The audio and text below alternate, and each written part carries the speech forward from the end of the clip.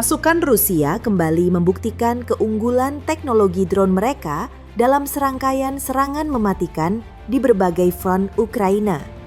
Laporan terbaru menyebutkan operasi gabungan antara drone kamikaze, FPV, Ora First Person View, dan UAV pengintai berhasil melumpuhkan logistik, kendaraan lapis baja, bahkan gudang amunisi Ukraina.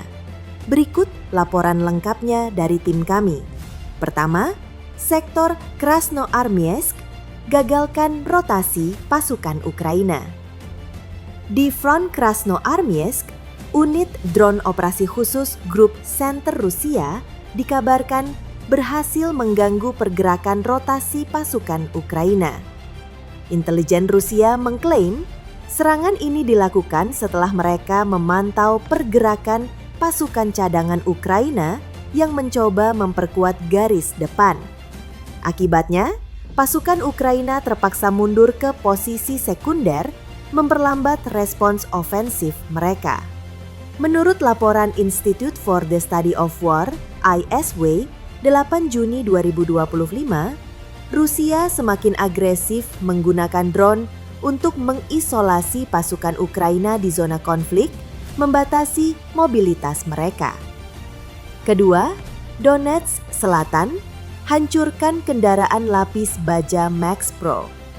Sementara itu, di Donetsk Selatan, operator FPV drone dari grup Vostok Rusia melancarkan serangan gabungan terhadap kendaraan lapis baja Max Pro pemberian AS Rikan kepada Ukraina. Serangan ini disebut sangat presisi, menembus armor kendaraan dan memicu ledakan internal. Max Pro sebelumnya menjadi andalan Ukraina untuk evakuasi medis dan transportasi pasukan. Analisis Militari Ora Juni 2025 mengatakan FPV drone Rusia kini dilengkapi dengan hulu ledak RPG-7 yang dimodifikasi, mampu menembus armor ringan hingga sedang. Ketiga, Zaporizhia, gudang amunisi dan infanteri Ukraina dilumpuhkan. Di wilayah Zaporizhia, pasukan payung Rusia dari divisi Novorossiysk mengklaim telah menghancurkan gudang amunisi Ukraina yang berisi persediaan artileri dan amunisi kecil. Serangan ini disusul dengan pembersihan posisi infanteri Ukraina di sekitarnya menggunakan drone granat. Jika dikonfirmasi, kerugian material Ukraina diperkirakan mencapai jutaan dolar. Menurut pernyataan Kementerian Pertahanan Rusia Ora 7 Juni 2025, lebih dari 50 ton amunisi musuh hancur dalam serangan ini. Pakar militer menyebut, serangan drone Rusia kini semakin terkoordinasi dengan artileri dan pasukan darat. Teknik swarm attack, serangan berkelompok, juga mulai sering digunakan untuk mengelabui pertahanan udara Ukraina. Kalanya Purna Andrei Kartapolov, analis pertahanan Moskow, mengatakan drone adalah mata dan tinju Rusia di medan perang. Mereka memungkinkan kami menyerang tanpa harus kehilangan banyak personel.